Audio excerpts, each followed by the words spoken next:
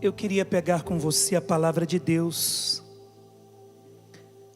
Na carta de São Paulo aos Efésios, nesse acampamento Combatentes da Oração, nós queremos nos revestir de todas as armas que Deus quer confiar a nós.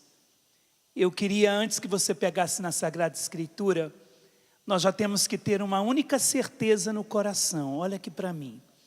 Quando um exército vai para alguma guerra, ou um exército de um país que se levanta contra outro país e vai para a guerra, aqueles soldados são treinados, antes de irem para a guerra, eles são treinados para vencer a guerra.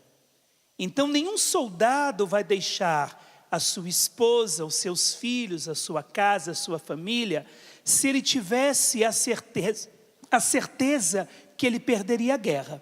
Então ele não deixaria a sua casa.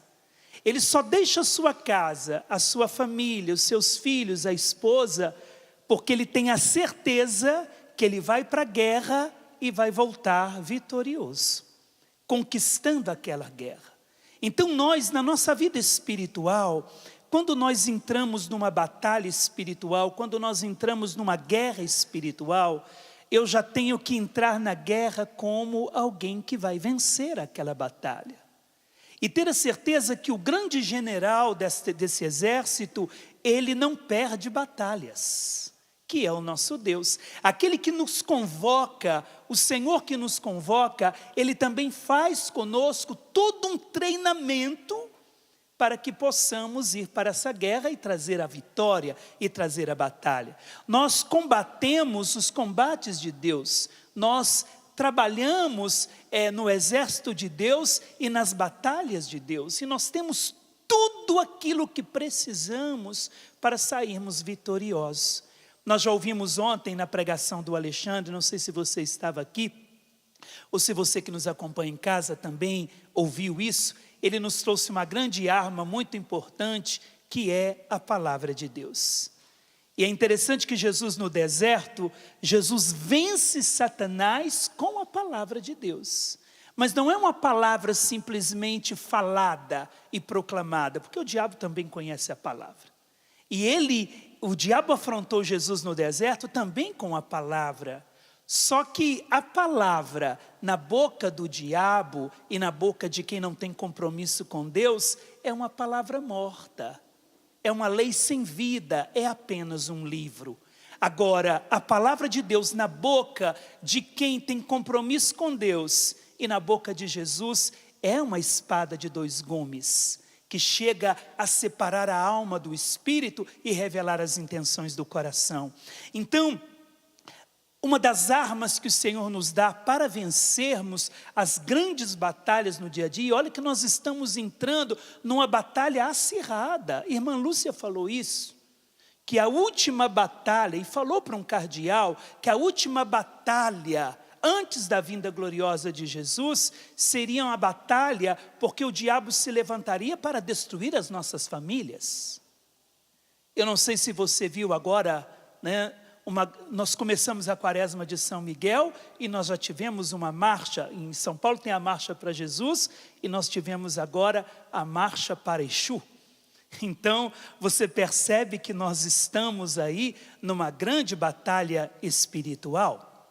Cada um tem o direito de fazer a marcha que quiser e nós vamos também fazer a nossa. E a nossa marcha é a marcha de Jesus, nos levantando com o Senhor, nos entrando na batalha do Senhor para vencer os inimigos que se levantam contra a igreja e que se levantam contra a salvação das almas. Então nós temos as armas certas. E as nossas armas quais são? Uma das nossas armas é a palavra de Deus. E agora o irmão Luiz Maria pregou para nós, nessa parte da manhã, falando dessa segunda arma e que Nossa Senhora tem falado também, que é o jejum, o sacrifício e a nossa oferta. Então a terceira arma para nós é a certeza da vitória do Senhor. O Senhor nunca nos enviará para uma batalha, o Senhor nunca nos enviará para um combate, se Ele não nos preceder. Quando nós chegamos no combate, quando nós chegamos na batalha, o Senhor já está lá. E se Jesus é a cabeça, e a cabeça é vitoriosa, o corpo unido à cabeça também será vitorioso. Então diga comigo, eu não vou para a batalha para perder. Não, assim você já perdeu assim. Não, assim você já está derrotado assim. Então diga comigo, mas como um bom soldado, levante a sua mão e diga, eu não vou para a batalha para perdê-la. Eu entro num combate para vencê-lo. Não tem um ditado aí no Brasil que a gente diz, não sei se eu me lembro, não sou bom de ditado popular, mas eu dou um boi para não entrar numa briga e dou uma boiada para não sair dela. É assim na vida espiritual. Não quero muito entrar na batalha não, mas quando eu entro, eu só saio dela quando o Senhor me dá a vitória. Assim também deve ser, então, a intenção do nosso coração. A batalha não é fácil, mas nós entramos nela para sairmos vitoriosos. Então olha para quem está do seu lado e diga, a sua batalha já tem vitória certa. O seu combate já está ganho, porque o Senhor nos precede nele. Você crê nisso realmente?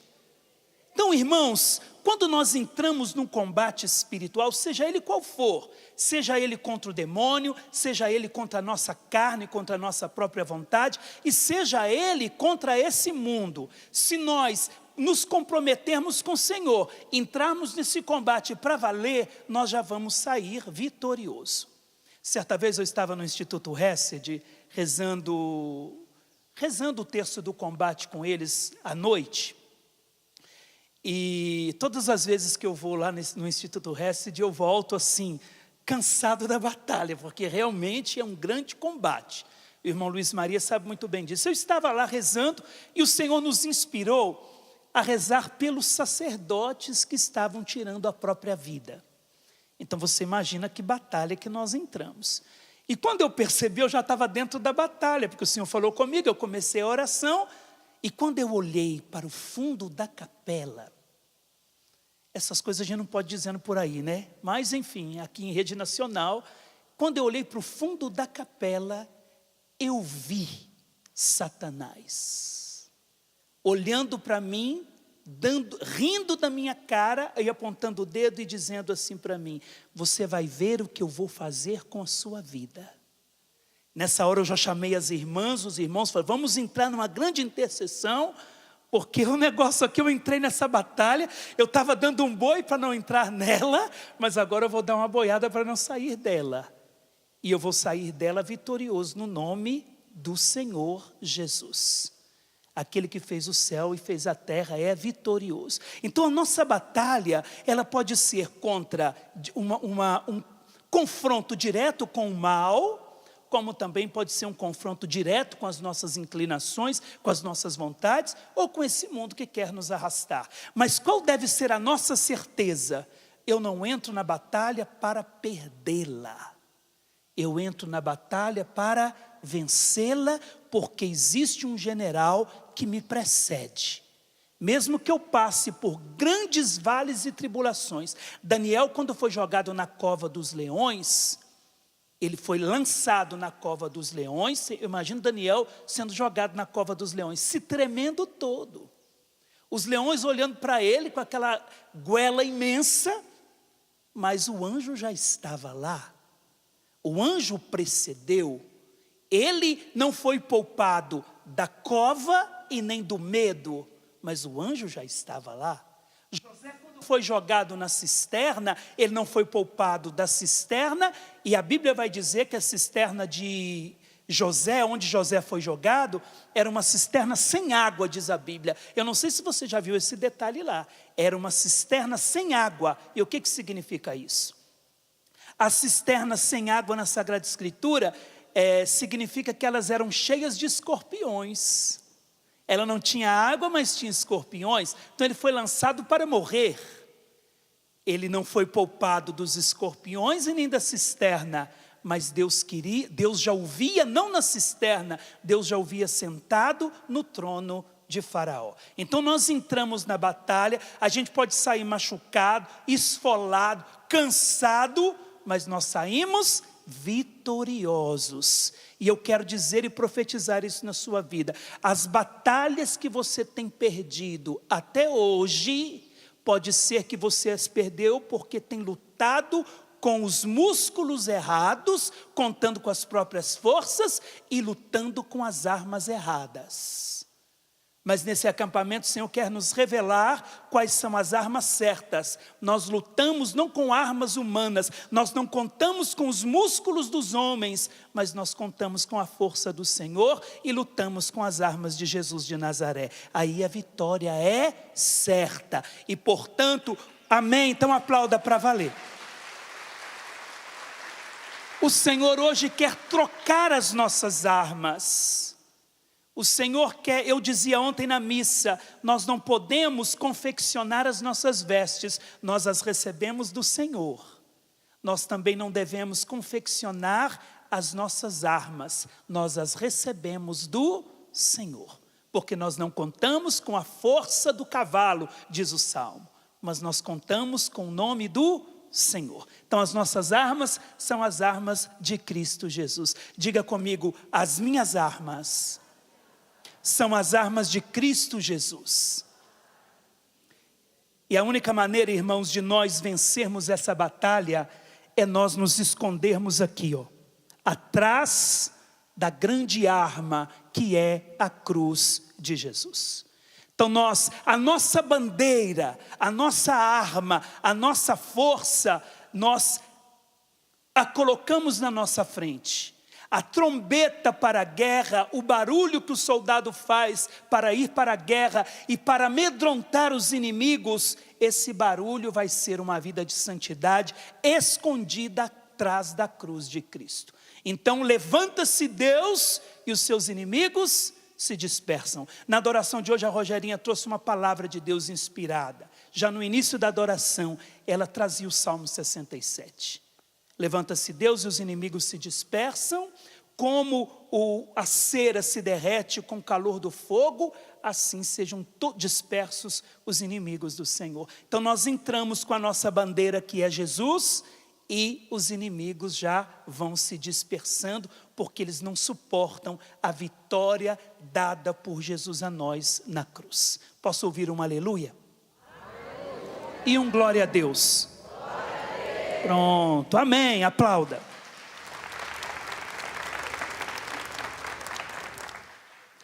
O capítulo 6 da carta de São Paulo aos Efésios diz assim.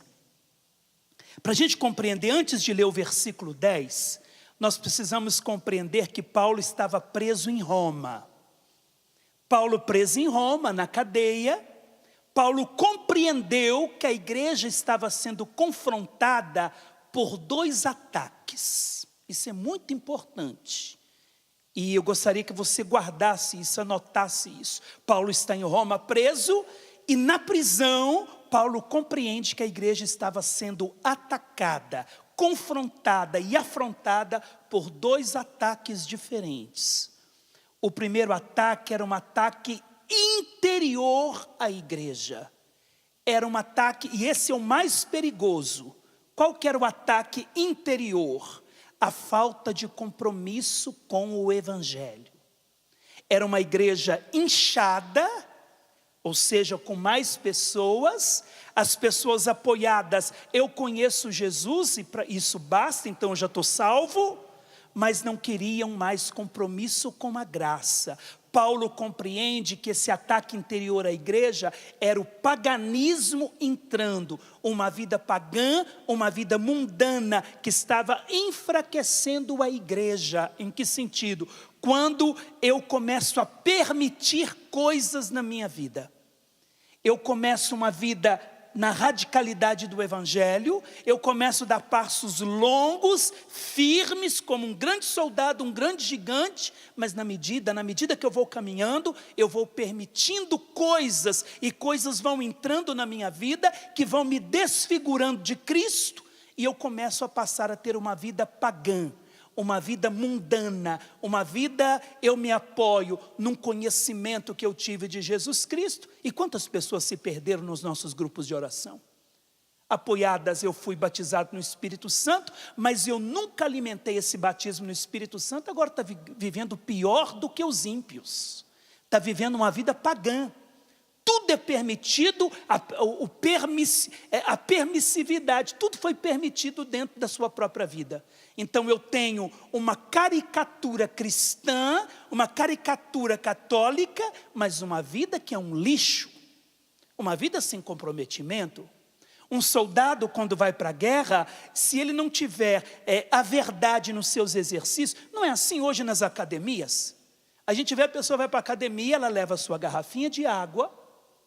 E eu vou falar para vocês, a gente precisa fazer um exercício. Eu tenho horror de academia, mas sou obrigado, não tenho feito agora ultimamente, mas sou obrigado a fazer para fortalecer a lombar por causa de hérnia de disco.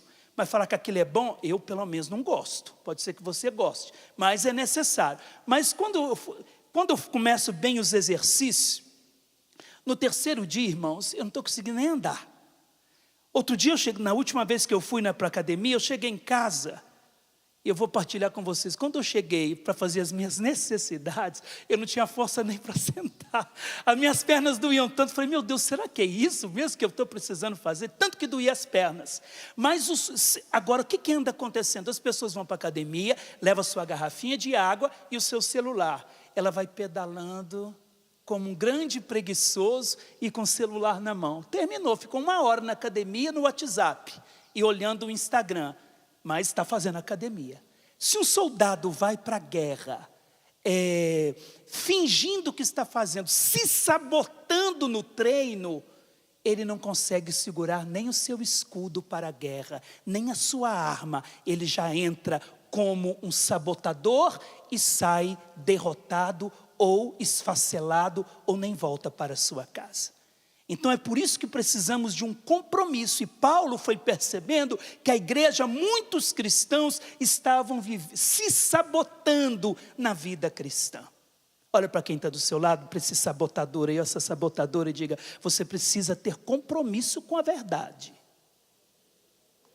Você não pode brincar com seus exercícios espirituais. Deixa de ser preguiçoso. Agora olha aqui para mim. Então esse é o primeiro ataque, esse é o mais perigoso, só que esse não causa medo, porque ele é menos visível. É um ataque interno na igreja, a falta de santidade, a falta de compromisso, a falta, enfim, de uma vida ofertada a Deus. Isso é causado eu quero trazer a pregação do Alexandre, isso é causado por uma falta de compromisso com a palavra de Deus, e trazendo a pregação do Luiz Maria, do irmão, é uma falta de oferta de si, de sacrifício e de penitência. Agora, Paulo compreendeu que havia um segundo ataque. Esse é menos perigoso, mas ele causa mais medo porque ele é visível. São os confrontos e os ataques contra a igreja, ou seja, as perseguições externas à igreja. Todas as vezes que a igreja foi perseguida externamente, com oposições, com confrontos, com críticas, a igreja foi se fortalecendo muito mais, porque ela foi se unindo, foi vivendo a unidade. Na época das heresias era assim, alguém se levantava com uma heresia, a igreja se reunia, estudava e declarava e trazia uma resposta. Então esse ataque a igreja não tem medo, só que ele causa medo em nós, porque ele é mais visível, mas ele é o menos perigoso.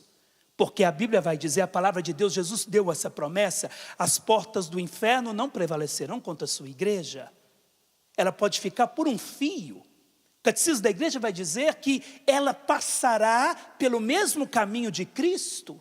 Ela passará pelo caminho de paixão, morte e ressurreição. Está lá no catecismo. Então as perseguições, elas sempre fortaleceram a igreja. Só que ela é mais visível, então ela causa medo, a gente fica aterrorizado, a gente fica entristecido, o que vai ser de nós, o que vai ser da igreja. Enquanto isso a gente esquece do combate interior, que é o mais perigoso, que é a falta de compromisso com Deus. Então, a partir desses dois combates, Paulo compreendeu que era necessário lutar com as armas certas, que os cristãos precisavam, que a estratégia para esse combate seria a mesma estratégia de Deus. Seria lutar entrar nos combates de Deus e lutar esses combates com as mesmas armas de Deus. Entrar nessa guerra com as armas de Deus.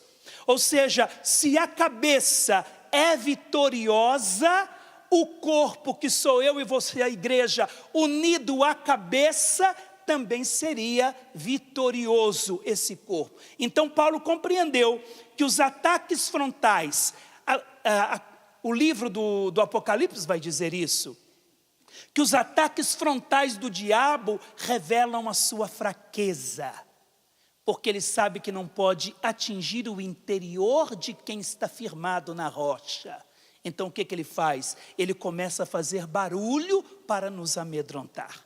Quando ele sabe que ele não pode alcançar a sua vida, porque você está firmado na rocha, ele começa a fazer barulho, sabendo que pouco tempo lhe resta, então ele faz um estardalhaço, ele faz um grande barulho, um grande circo, para roubar a nossa atenção e nos amedrontar. Esses dias eu fui atender uma pessoa, e o consagrado da comunidade estava lá em casa, o David, que ali está, e quando eu atendi, conversei, era um assunto que não tinha nada a ver com libertação. O bispo da minha diocese me instituiu o exorcista da diocese, mas eu fui conversar com aquela pessoa sobre questões matrimoniais. Só que a pessoa vem até a mim, a gente conversa, e depois eu vou rezar um pouquinho. Eu só pus a mão nela, e só falei: Senhor, ela já ficou possessa pelo espírito de pombagira. E começou a dar aquelas gargalhadas, e a situação era tão complexa que eu não podia atendê-la sozinho. Então eu chamei o consagrado ali, falei: vem cá, traz um copo d'água para ela, porque eu não posso atendê-la na situação. Enfim, era uma situação complicada, eu não podia atender. Não era um caso que eu não podia atender naquele momento. Enfim, e ela era também de uma outra diocese. Ele veio, enquanto ele trazia o copo de água, ela deu aquela gargalhada, sabe? Ele me disse: padre, eu me arrepiei todinho. E ela continuou rindo. Eu falei: então você vai lá, resolve o problema agora, porque se eu ficar lá, esse bicho não vai embora. Então vai lá dar água para ela, ela vai voltar ao normal e a gente vai ter que despedi-la. Mandá-la embora, ela precisa resolver a vida sacramental, ela precisa resolver a vida dela. Mas por quê? O que ele faz? O que é o arrepio dele? Ele faz o barulho, faz o estardalhaço, faz a confusão, para a gente perder o que? O foco, para aquilo causar medo, aquilo causar terror, aquilo causar, enfim, atrapalhar o momento. Então, o confronto direto do tentador, do encardido, do diabo, do nome que você quiser dar para ele, revela a fraqueza dele, já revela que ele está perdendo a guerra. Então ele vai usando as últimas armas, que é o barulho, para nos confundir. Não é assim? Tem até um ditado popular aí que a gente diz: quanto mais eu rezo, mais a assombração aparece. Eu estou mexendo em vespeiro. Ou seja, o barulho vai acontecer, mas a vitória já está garantida, certa, porque nós estamos lutando agora com as armas certas, e com as armas certas, que são as armas de Jesus, a vitória já está garantida.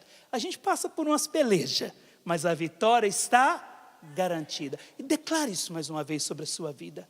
Declare que as suas batalhas já estão garantidas. Bata no seu peito e diga: as minhas batalhas já estão garantidas. Mesmo que o diabo queira me amedrontar, neste dia eu declaro que as minhas batalhas já são garantidas pelo Senhor. Então, a partir daí, irmãos, a partir daí nós entendemos a palavra. Olha que Paulo vai dizer, versículo 10. Quando Paulo compreendeu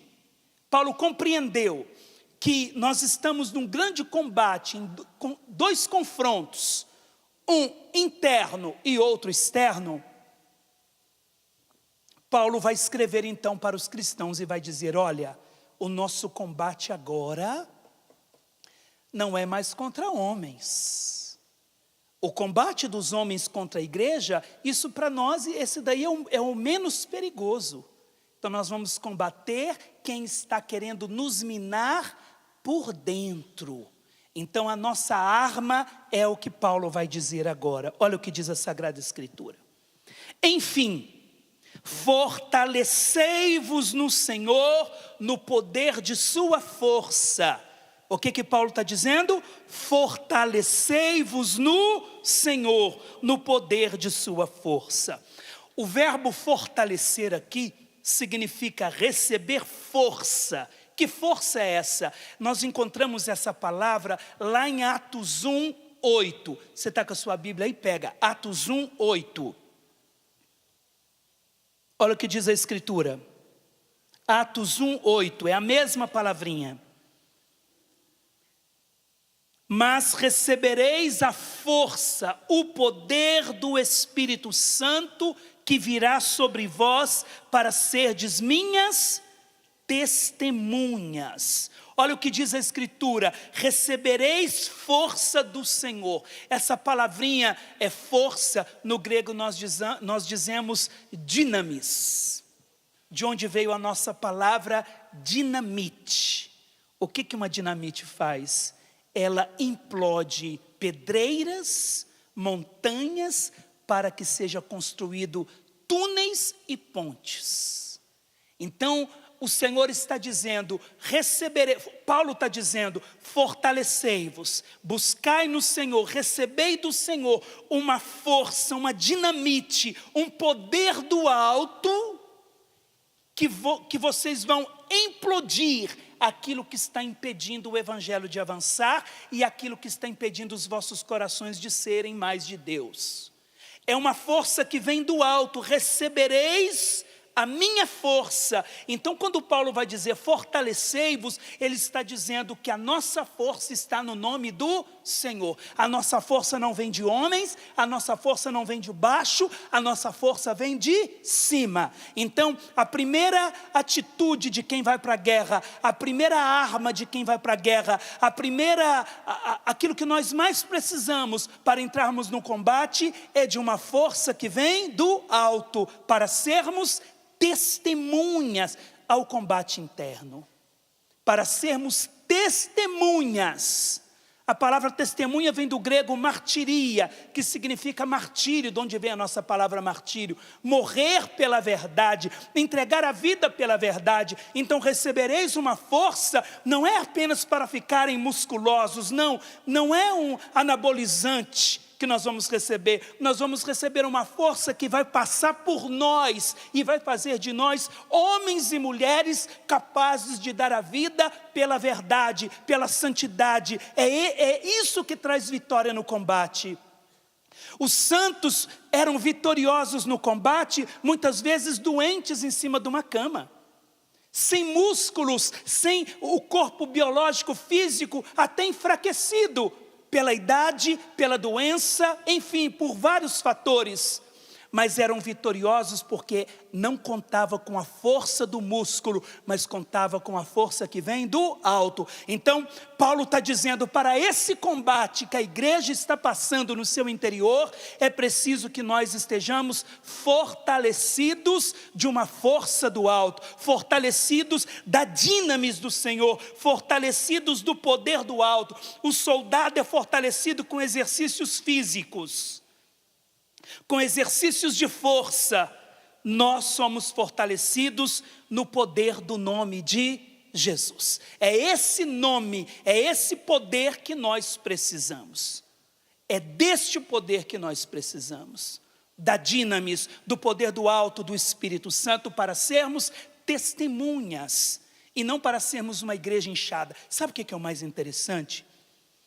No início do cristianismo, até quando nós recebemos, até o período quando Constantino permitiu que o cristianismo o catolicismo fosse a religião oficial do império, até esse período de perseguições, só era católico, só era cristão quem tinha coragem de ir para o martírio. Ser católico, ser cristão era sinônimo de martírio.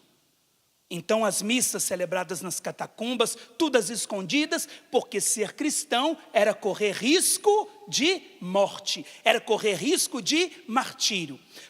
quando a religião cristã, quando o catolicismo se tornou a religião do império, ficou fácil. Todo mundo podia ser católico, todo mundo podia ser cristão, porque agora não incorreria no caminho do martírio. Não tinha perseguição. Então, os mais duvidosos, aqueles que não eram tão testemunhas, aqueles que viviam uma vida meia boca, todos esses foram se tornando cristãos, se faziam batizar. Até então o número era reduzido, porque só era cristão católico quem tinha coragem de ir para o martírio. Paulo está falando, se nós não nos fortalecermos da força do alto, nós nos tornaremos cristãos meia boca. Nós nos tornaremos cristãos que não pensam no martírio e no testemunho de vida. Basta rezar, ouvir a palavra de Deus, mas sem comprometimento, sem mudança de vida. Esse é o grande risco que nós vivemos.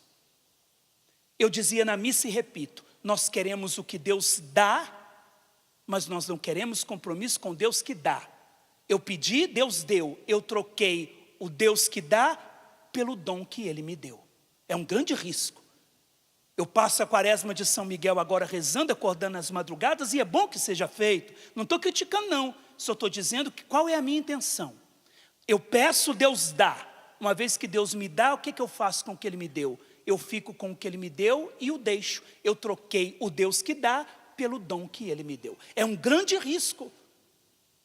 Ou eu fico com Deus que dá e com aquilo que Ele me dá, ou eu começo a viver uma vida, mais ou menos, uma vida que não é uma vida de testemunha e de martírio. Então Paulo vai dizer, é necessário fortalecer, receber força do Senhor. Enquanto o mundo se fortalece com exercícios de força, o cristão se fortalece no nome do Senhor. Se reveste da força que vem do alto. Diga comigo, eu preciso dessa força. Monsenhor Jonas, ele sabia muito bem disso e nos ensinou o Brasil a isso.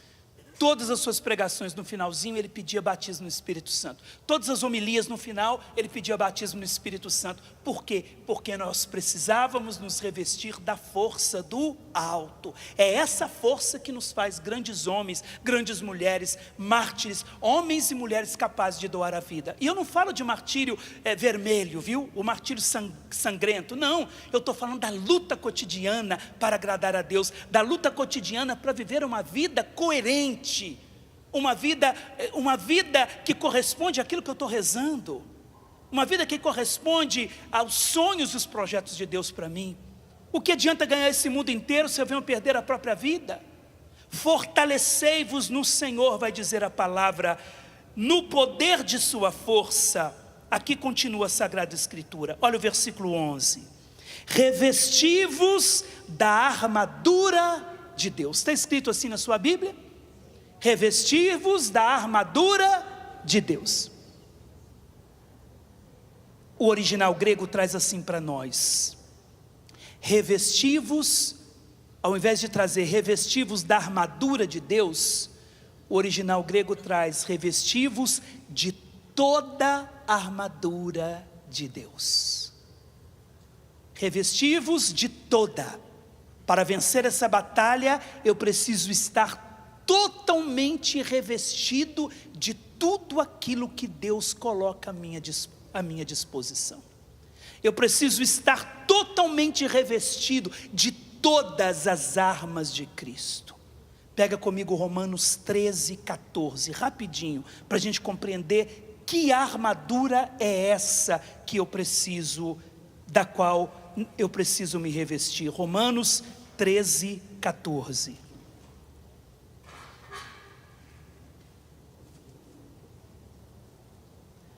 Pelo contrário, revesti-vos do Senhor Jesus Cristo, e não atendais aos desejos e paixões da vida carnal. Qual é a arma então? Qual é a armadura que nós precisamos nos revestir?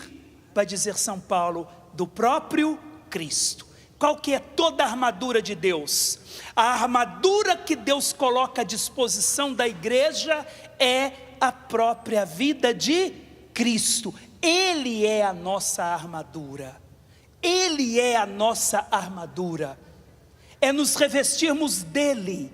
Se ele é a nossa bandeira e ele vai à frente, quando ele se levanta, os inimigos se dispersam. quando eu me revisto dele, os inimigos também se dispersarão. Certa vez, teve um testemunho de uma mulher que morava numa comunidade muito perigosa de uma grande cidade do Brasil. E todas as pessoas que passavam naquele determinado horário, era roubado, enfim, acontecia alguma coisa naquela comunidade na qual ela morava. Só que ela precisava ir para os encontros do grupo de oração dela toda semana. E todas as vezes, antes de sair de casa, ela dizia: Jesus, revista-me com o teu sangue redentor. E ela passava. Todo mundo que passava ou era roubado, enfim, acontecia alguma coisa. Ela passava e voltava tranquilamente. Até que um dia, aconteceu alguma coisa na comunidade e perguntaram por que aquela senhora, ninguém nunca tinha feito nada com ela, e ela passava toda semana, por que ninguém tinha coragem de mexer com ela? E um dos bandidos, traficantes, enfim, quem ficava ali na comunidade, dizia: é porque nós temos medo dela. Mas medo por quê? Porque ela é uma senhora meio estranha. Todas as vezes que ela passa aqui na comunidade, ela passa toda manchada de sangue. E aquele sangue que está sobre ela causa terror em nós. Ela parece um fantasma, porque ela está toda banhada de sangue. Porque ela dizia: Jesus, revista-me com o teu sangue redentor. Revestirmos de Cristo. A nossa arma está no sangue de Jesus. Nós nos revestirmos do Senhor.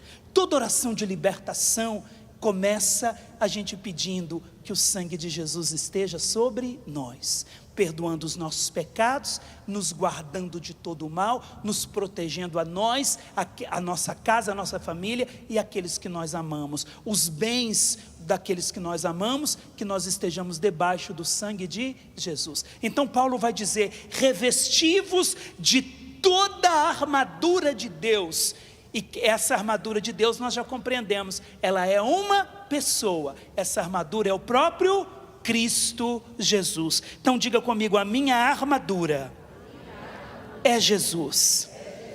A minha armadura é uma pessoa, é Jesus. Agora veja comigo o versículo 12. Não, volta comigo no 11, que eu não terminei. Olha: revesti-vos de toda a armadura de Deus, para que possais resistir às ciladas do diabo. Se você tem uma caneta, circula a palavrinha cilada, faz uma setinha e coloca o significado disso. Aqui no grego poderia ter sido traduzido por astúcia. Astúcia, enganação, habilidade e trapaça. Então quais são as ciladas do diabo? Enganação, mentiras e trapaças. Ele consegue nos enganar. Então, para que possamos afrontar, para que possamos resistir às ciladas. E o interessante é que o grego, aqui no português, foi traduzido assim, olha, o versículo 11, finalzinho: para que possais resistir às ciladas. Poderia ter sido traduzido assim também: para que permaneceis de pé diante das ciladas, dos enganos do tentador. Uma vez, quando eu era adolescente, essas brincadeiras de adolescente, um pouco sem noção das coisas, eu vim correndo numa praça pública, correndo, e os amigos correndo junto, e um deles colocou o pé assim, eu estava correndo, ele bateu o pé dele num pé meu, esse pé bateu no outro pé, e eu fui direto para o chão, com a cara no chão, naquelas pedras. Brincadeira de criança e adolescente, correndo, o outro vem, encosta no seu pé e você cai. É essa maneira que ele faz. A maneira de enganar, a trapaça dele, a mentira dele, é nos fazer cair e nos machucar. Ele veio para João 10:10, roubar, matar e levar à perdição. Então a primeira coisa que ele quer nos fazer é cair. E quando nós caímos, a gente se machuca. E ele consegue nos enganar, ele consegue trapacear, ele é o astuto desde o início. A Bíblia vai dizer que a serpente era o animal mais astuto, vai dizer o livro do Gênesis. Então, para que permaneçamos de pé, não caiamos diante das armadilhas e das ciladas do tentador. Pois a nossa luta, versículo 12, a nossa luta não é contra o sangue e a carne, mas contra os principados, as potestades, os dominadores deste mundo tenebroso, os espíritos malignos espalhados pelo espaço. Às vezes, amados, você que é casado, está tudo muito bem, tudo, vocês estão vivendo um tempo muito bom, vocês conversam, as coisas caminham, dialogam, tem alguns desentendimentos, mas consegue resolver, e do nada, uma palavra mal empregada, vira uma guerra dentro de casa, do nada, está tudo caminhando bem, de repente, do nada, e a guerra piora, sabe por quê? Porque aí começa um a atacar o outro, como se o outro fosse o seu próprio inimigo. São Paulo vai dizer, nós não estamos lutando uns contra os outros. Enquanto nós lutarmos um contra os outros, nós vamos perder a batalha, porque a gente vai se machucar. Quando eu luto contra o meu irmão, eu estou enfraquecendo o meu irmão no combate que ele deveria estar lutando. Eu estou tornando o outro mais fraco no combate espiritual que ele deveria estar lutando. Porque eu estou ferindo o outro. E eu estou usando as armas erradas, eu estou usando palavras erradas, gestos errados, eu estou me deixando conduzir pelas minhas emoções, pelos meus sentimentos, e vai virando uma confusão, e tudo termina em confusão. São Paulo está dizendo, enquanto na igreja ficarmos combatendo uns aos outros, enquanto na igreja estivermos lutando uns contra os outros, a evangelização não avança, porque a gente atrasa a evangelização do outro. Pode ser que a sua maneira de evangelizar não seja a minha, pode ser que eu não me identifique com a sua maneira de evangelizar, mas eu não tenho o direito de lutar contra a sua evangelização. Senão nós vamos estar lutando uns contra os outros, e São Paulo vai dizer para a igreja, o nosso combate não é contra homens, o nosso combate não é contra os irmãos, o nosso combate é contra aquele que está usando das pessoas. O nosso combate é contra aquele que está por detrás das coisas. E muitas vezes ele vai usar de pessoas que nós mais amamos, de pessoas que convivem conosco, de pessoas que moram dentro da nossa casa, para nos humilhar, nos colocar para baixo, com palavras negativas, com maldições. Vai usar de situações. Então nós precisamos, por exemplo, num casamento, começou uma guerra, a mulher virtuosa e o homem de Deus sabe a hora certa. Começa na intercessão, começa orando um pelo outro, até chegar na hora certa de dialogar e de conversar, porque nós não estamos lutando uns contra os outros, nós estamos lutando, precisamos lutar com as armas certas, as armas de Deus, para lutar contra a pessoa certa que está por detrás daquela situação. São Paulo, eu repito, vai dizer Paulo, pois a nossa luta, diga comigo, a minha luta, não é contra o sangue e a carne. Diga para quem está do seu lado, a minha luta não é contra você. E não pode ser contra você. A minha luta é contra o outro, que quer nos enganar, que quer trapacear, que quer nos fazer perder todas as promessas de Deus. Então Paulo vai dizer, olha, se a luta não é contra homens de carne, as armas não são humanas e nem desse mundo. Se a nossa luta não é contra homens, as nossas armas também não são desse mundo. Sou eu que luto, é o homem que luta. Mas a minha minha luta não é contra a carne. Tinha um soldado, pega comigo rapidinho, 2 Reis 5. Eu estava orando e o Senhor me disse, nesse combate nós precisamos estar inteiros para não perdermos o combate. Então é preciso, o Senhor me trazia a lembrança de um soldado, de um chefe do exército sírio, chamado Naamã. Então pega comigo 2 Reis 5. eu falei com o Senhor, eu não estou entendendo o que tem a ver Naamã com o combate espiritual, mas o Senhor me disse, só obedeça. Tá bom. Então vamos lá, né? A palavra de Deus vai dizer assim, olha, capítulo 5 de 2 Reis. Naamã, chefe do exército do rei Arã, era um homem muito estimado e considerado pelo seu senhor, pois foi por meio dele que o Senhor concedera a vitória aos arameus. Mas esse homem valente, guerreiro, era leproso. Esse homem valente, guerreiro, era leproso. O que significa isso? O Senhor me dizia que ele tinha toda a armadura, mas por debaixo da armadura havia um homem doente. Havia um homem enfraquecido.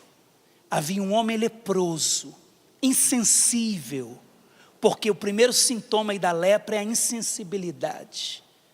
A palavra lepra, ou leproso no hebraico se diz tsaraat, que vem de desgraça, de vergonha. Ou seja, a pessoa estava com toda a armadura, mas o lutador estava enfraquecido, leproso, desfigurado, se escondendo debaixo das armaduras. Era um valente guerreiro, mas estava doente. Era preciso que fosse curado primeiro, para colocar novamente as armaduras. A armadura de Deus não é para cobrir a nossa doença.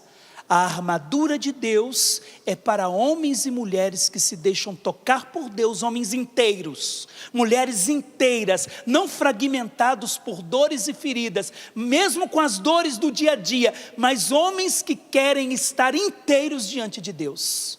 E não fragmentados, esfolados, machucados por uma vida completamente descomprometida com Deus. O descomprometimento com Deus nos desfigura como uma lepra.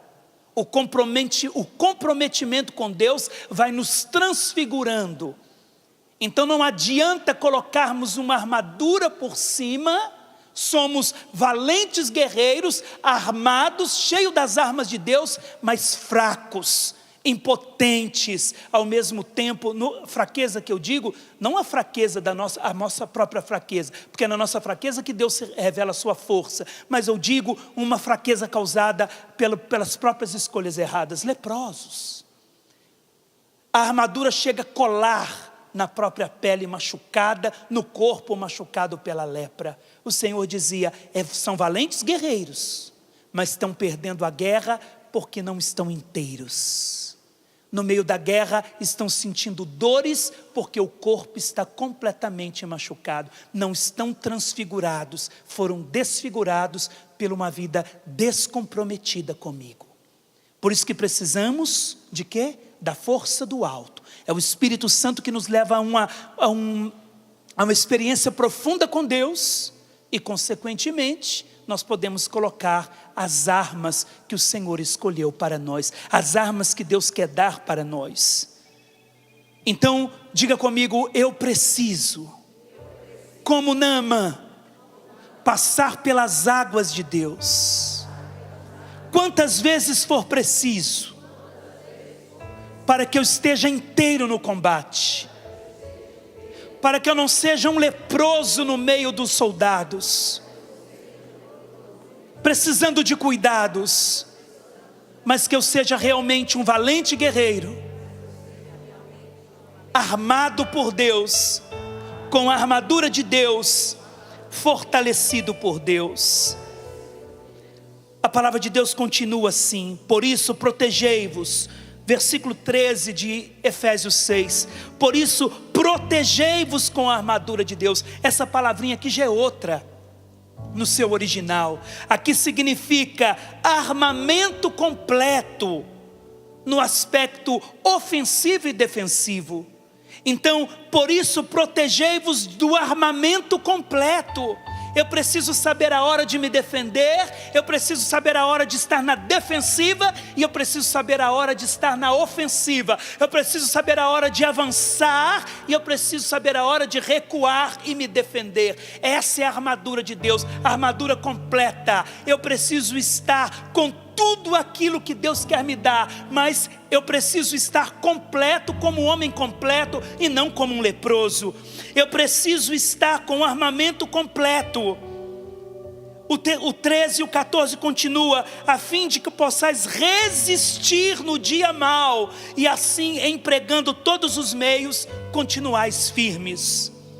Não vai dar para explicar todos os outros versículos, mas eu vou lê-los para que a palavra de Deus penetre em nós. Ficai, pois, de prontidão, tendo a verdade como cinturão, cingidos. A palavra cingido vem do grego ajustado. O que é estar cingido da verdade? Os soldados romanos, eles colocavam tipo uma saia de couro com placas de metal, cingiam os órgãos vitais, os órgãos da fecundidade. Essa saia protegia até os joelhos, porque os órgãos vitais, os rins, as entranhas eram protegidos por isso. Era uma proteção, cingidos. A palavra vem de ajustado, significa que o soldado precisava estar ajustado com a vontade do general do exército. Ele precisava ajustar a sua vida ao comando do general. Cingir-se da verdade significa estar ajustado com a verdade de Cristo, estar ajustado com Ele, que é o caminho, a verdade e a vida. Estar inteiramente, todos os meus órgãos vitais, toda a minha fecundidade na batalha precisa estar ajustado a Cristo, precisa rezar a vontade de Deus, ajustados a Ele. E a palavra continua: os pés calçados com o zelo, tendo a verdade como cinturão, a justiça como couraça. A couraça também de couro, mas era aqui no peito, para defender os pulmões e defender o coração. E defender dos ataques de perto, não dos de longe. Esse era a couraça, defendia dos ataques de perto. E quantos ataques nós temos de perto? De gente da nossa casa, da nossa família, de pessoas que convivem conosco. Precisamos estar com a couraça da vontade de Deus, da verdade e da justiça em nós. E os pés firmes. Os soldados usavam as botas de couro para proteger de picada de escorpião, de pedra e de cobras. Mas no solado da bota haviam pregos, para que quando eles lutassem no deserto, os pregos fizessem com que eles permanecessem firmes e não caíssem. Num golpe muito forte, os pregos ajudavam a permanecer, cambaleavam, mas não caíam. Então quais são esses pregos? O zelo pela evangelização, o desejo de salvar almas. É isso que vai nos tornando firmes. Essas são as armas que o Senhor está nos confiando pela força do seu Espírito.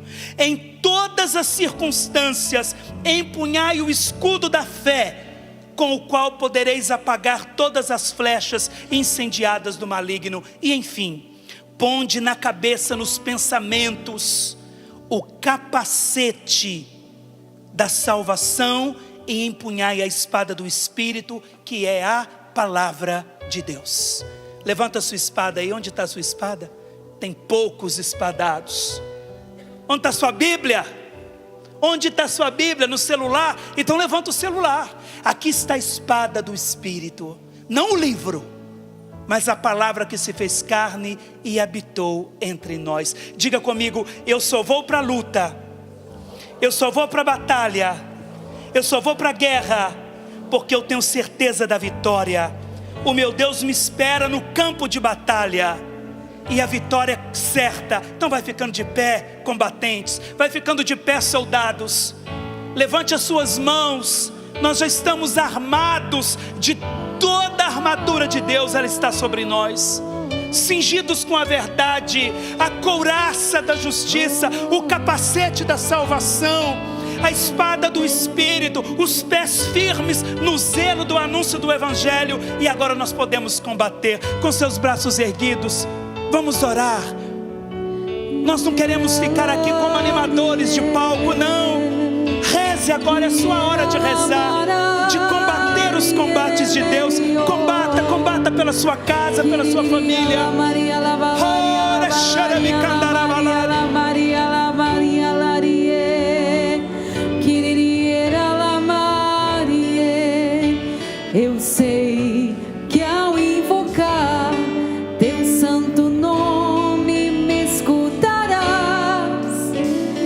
sei que ao invocar teu santo nome me escutarás. Canta. Eu sei que ao invocar teu santo nome me escutarás. Eu sei que ao invocar teu santo nome me escutarás. Levanta seu braço e canta. Jesus.